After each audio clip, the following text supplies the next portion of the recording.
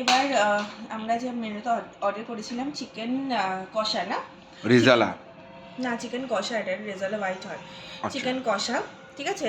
কষা চিকেনের অ্যারোমাটা এত জাস্ট ভালো বেরোচ্ছে যে আমার এখনই মানে মনে হচ্ছে ব্লগ টক সব ছেড়ে আমি খেয়ে নিই, কিন্তু তোমাদের তো কথা দিয়েছি আমি শেয়ার করব।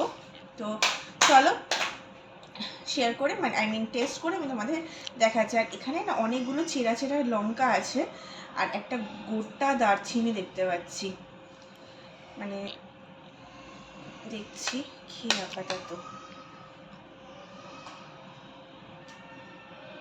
এটাও কিন্তু ভালো করেছে, তাই দারুণ করেছে। যা বুঝলাম ওদের খাবার প্রাইসও রিজনেবল, কোয়ান্টিটিও রিজনেবল, মানে যা দাম নিচ্ছে সেই আন্দাজে খাবার কোয়ান্টিটি অ্যান্ড কোয়ালিটি নিয়ে একদম পুরো স্যাটিসফাই আমরা। এরকম টাইপের এরকম একটা চিকেনের পিস দিয়েছে।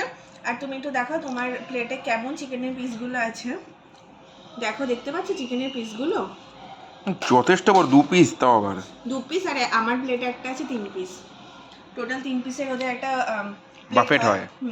তো সেটা